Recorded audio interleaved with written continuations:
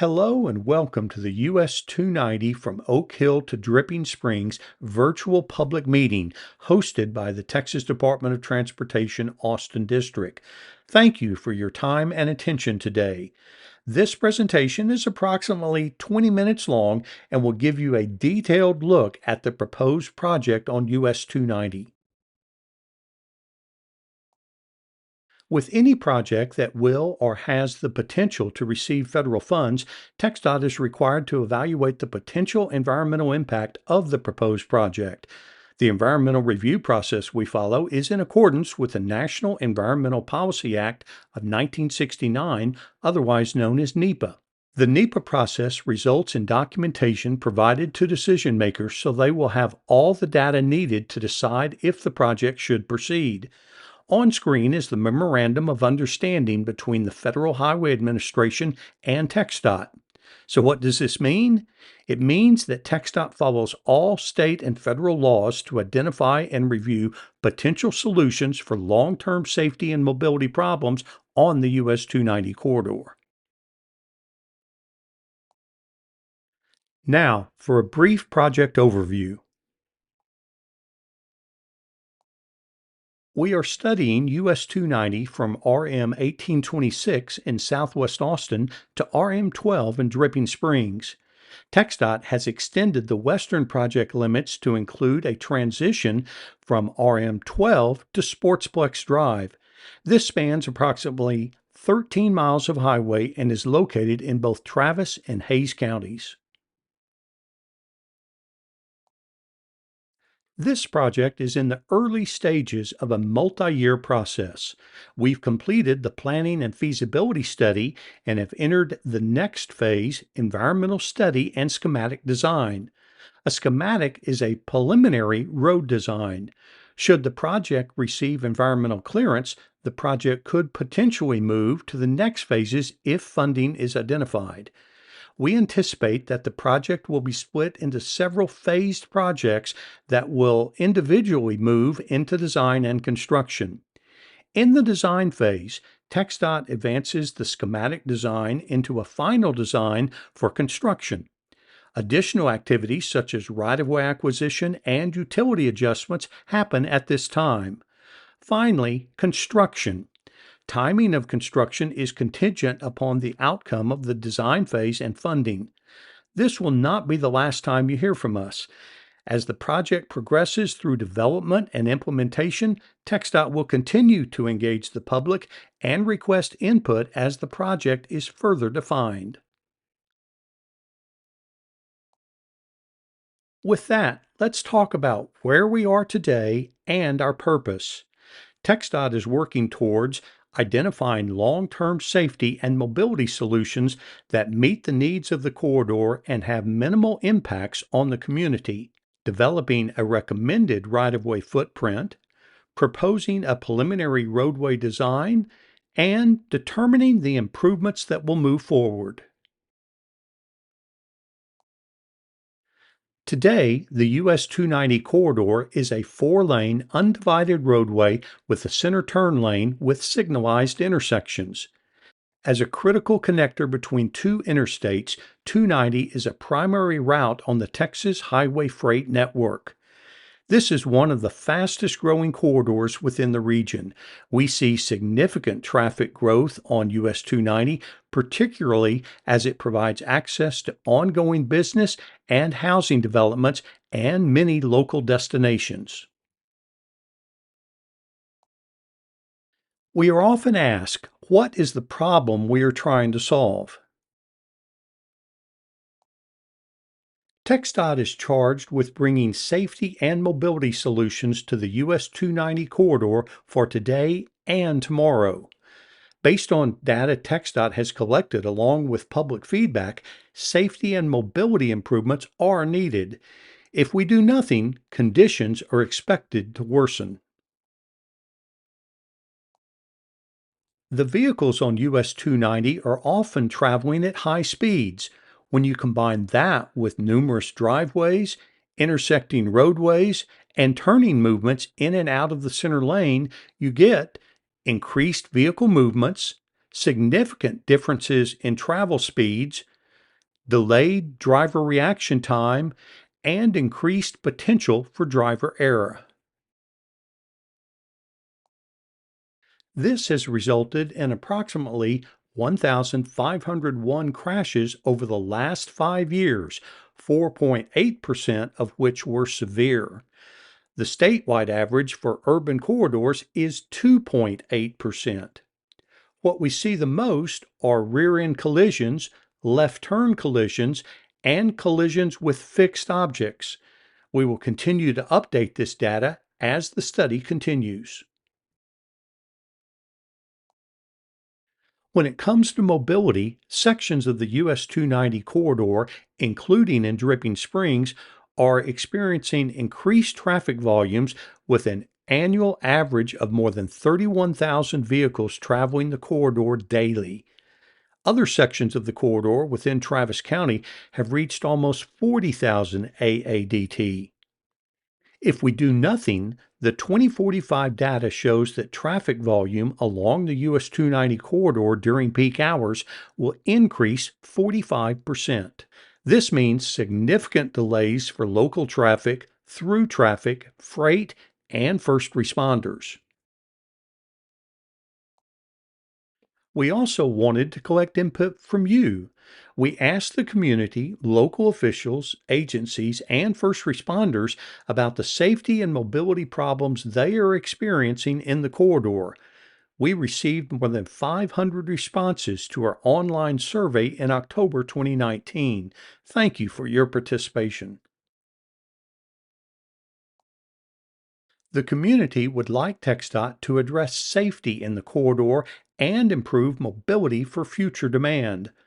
Other comments, including minimizing impacts to people and the natural environment, making drainage improvements, and maintaining the walkability of Dripping Springs. One of the comments we've been able to address already is the request to extend the project boundaries past RM12. We are now studying to Sportsplex Drive, and TxDOT is planning a new study that will look at US 290 from Dripping Springs to US 281.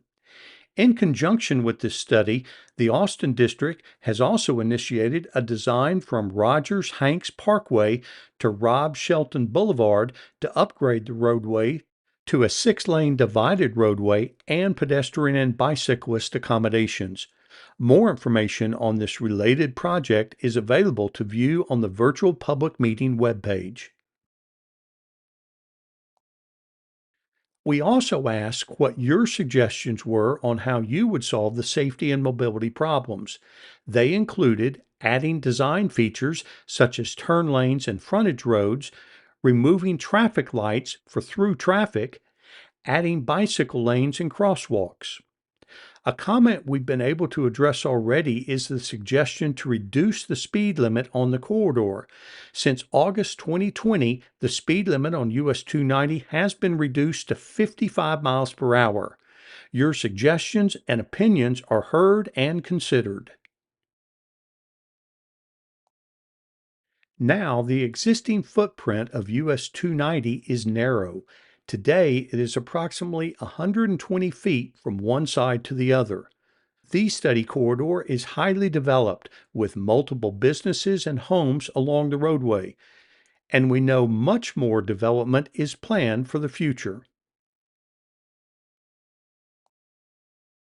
Knowing additional right-of-way is needed for any potential improvements, the team must consider where and how to expand the roadway with such tight constraints.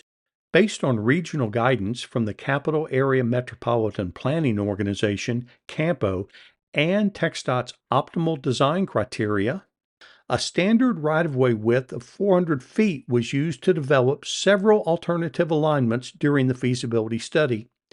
To help decide the best course of action, we evaluated 4 alternative alignments and their potential impact on the following: structures such as homes and businesses, acres of right-of-way needed, utilities such as water lines, environmental features such as floodplains, important sites such as cemeteries and parks, hazardous material sites, and other factors such as alignment with the Texas Freight Mobility Plan.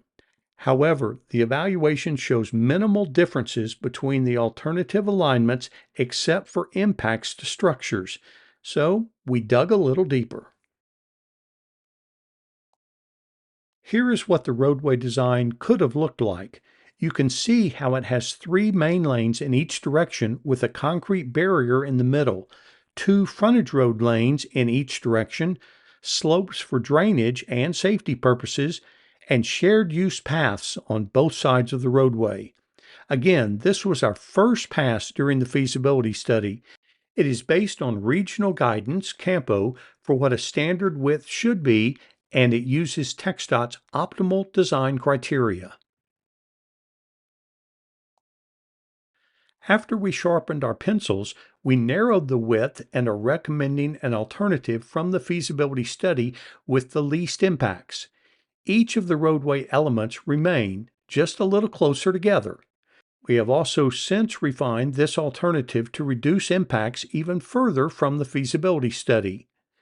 This is the proposed design concept that TxDOT is currently considering.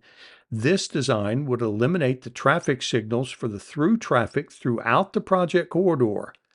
Please note that no decisions have been made and the proposed design is subject to change. More information on the alternative selection process is available to view on the virtual public meeting webpage. On the screen, you will see the potential numbers of displaced residences, businesses, and churches based on the proposed design concept at this stage, which uses a narrowed width. Please note that no decisions have been made and the proposed design is subject to change. How did TxDOT accommodate the reduction without compromising safety and mobility? While the standard section is the optimal design, we know the US 290 corridor has significant constraints that our design engineers must consider. Some of the design aspects we considered when trying to reduce the needed roadway width included reducing the space between the frontage roads and main lanes, reducing the space between the frontage road and the shared use path, reducing the space for utilities, and reducing shoulders along the frontage road. While this isn't optimal, what we propose meets acceptable design requirements. The proposed US 290 would be what we call controlled access. This means drivers could access the main lanes via key ramp locations along the frontage roads. In addition to the footprint of each build alternative, proposed ramp locations can also be seen on our preliminary design concept maps on the virtual public meeting webpage. If you have any comments regarding these alternatives, please let us know. Ramp locations are subject to change. Of course, there is a no-build alternative with all projects under consideration. Not only does it serve as a baseline to compare all alternatives against, but this also means that at the end of the study, there is a potential to implement none of the proposed improvements. If the no-build alternative were to be selected at the end of this, other proposed adjacent or nearby projects included in the regional transportation plans may still be constructed to provide relief in and around Dripping Springs. As a reminder, no final decisions have been made regarding the design or the right-of-way footprint. Your input is welcome and encouraged, and we will have more meetings in the future before any final decisions are made. To learn more about landowner rights and TxDOT's obligations, several materials are available to you on the virtual public meeting webpage. We also need your review of the environmental constraint maps. A snapshot of one of the maps is on your screen. Environmental constraints and features must be identified and considered to minimize any potential impact should roadway improvements be constructed. Constraints can include creeks and streams, floodplain, historic sites, cemeteries, and parks. It is critical that we identify all potential constraints.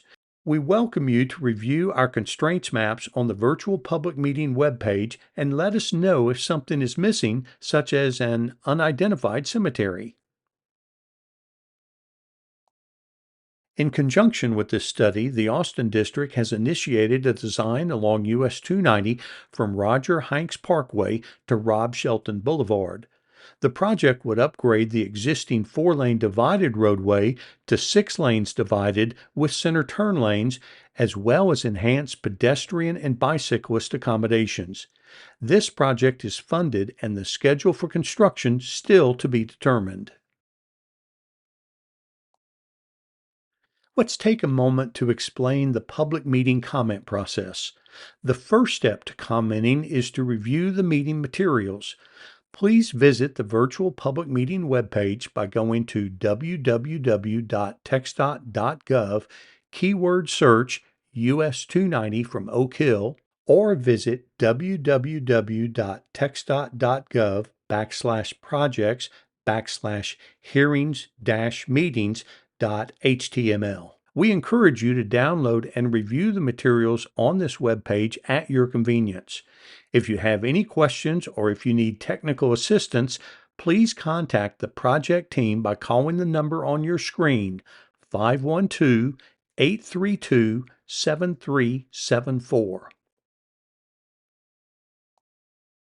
As you formulate your thoughts and questions, please consider the following: your mobility and safety concerns in the corridor, the preliminary design concepts under consideration, environmental constraints we may have missed, and future development we should know about. Finally, the third step is to comment. You can provide your comments in the following ways. You can email us at us290w@gmail.com. You can send your comments by mail to Solomon Beakley, our TxDOT project manager, at the address listed on the screen. All comments must be received by February the 6th, 2024 at midnight. If you are mailing a comment, be sure that it is postmarked by February 6th to be included in the record. Please note that comments can be made throughout the comment period, January 16th through February the 6th.